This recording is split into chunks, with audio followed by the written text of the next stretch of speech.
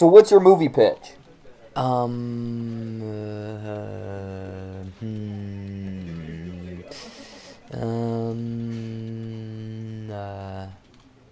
Coffee and Kareem.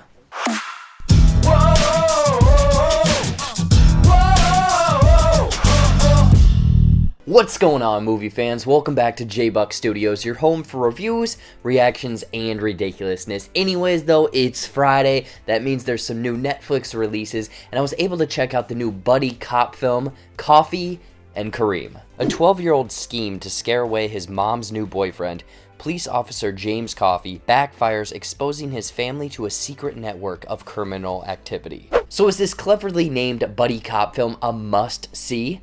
Let's find out. But before I get into my thoughts, let me know what you guys thought of Coffee and Kareem in the comments down below if you've already seen this or if this is going to be added to your watch list.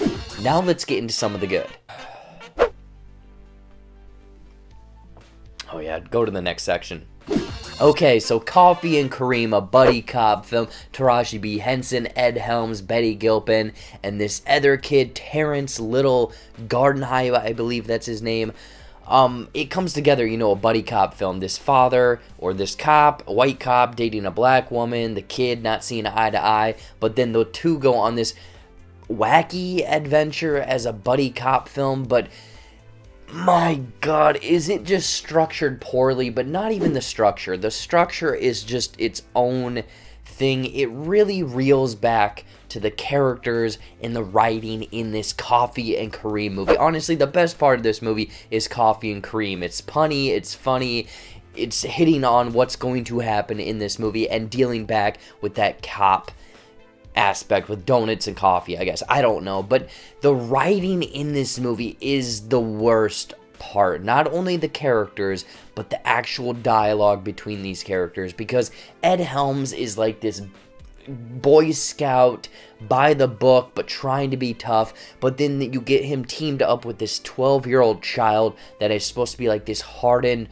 on the streets criminal, swearing, saying the F word all the time. They even come up with this thing, instead of good cop, bad cop, it's bad cop and gay cop, and the kid is talking about shoving his hand up someone's ass the whole time in this movie. It is bonkers because it almost feels like this movie was written for essentially adults, or maybe like a high school, college age student instead of this 12-year-old. So when Ed Helms is taking this 12-year-old to strip clubs, or having him like interrogate a criminal by telling him he's going to f him in that, it feels very out of place, and it is far from funny. But then getting into our other characters, I mean, Taraji P. Henson very much takes a sideline in this movie. She's very small role, but Betty Gilpin's character is way over the top as well. Again, just being this almost cracked out police captain screaming the whole time. And going back to the kid,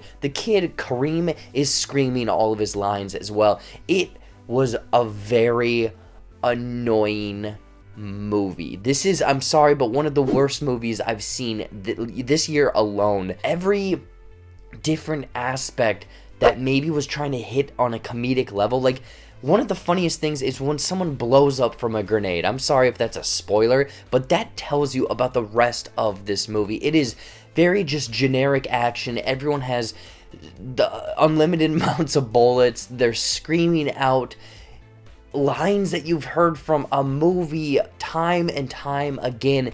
And I don't know what this so-called buddy cop movie does that's switching things up, because it leans into things that were maybe funny 20 years ago, where they're like very much leaning into the race aspect or the pedophilia aspect. Like Ed Helms apparently kidnaps this kid and is trying to f him the whole time. Again, I probably already mentioned that. But Coffee and Kareem is bad. This is a bad movie. I mean, if you want me to expand on it, the characters, the writing, the dialogue, the action, the characters, the setting, the names, the situations, honestly, just everything about Coffee and Kareem. This is a coffee without the cream. Coffee and Kareem is another Netflix movie that falls into almost the trash heap of generic movies that this platform throws out, with it honestly having no redeeming qualities and just featuring poor aspects in all filmmaking throughout this movie. I would highly recommend skipping out on Coffee and Kareem. I mean, it's got a clever name.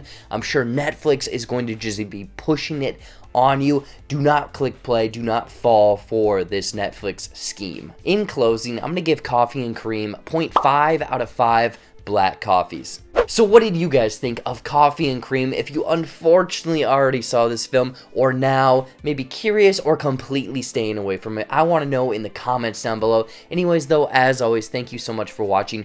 Watch some more videos up there or right over there. You know, brand new content every single day, every single week, honestly, on the JBuck Studios channel. Tomorrow I will have a new ending explained for The Girl with all of the gifts. It's on Netflix. New ending explained for that poorly. Follow all of my social media, like this video, subscribe to the JBuck Studios channel, and until next time, we'll see you later.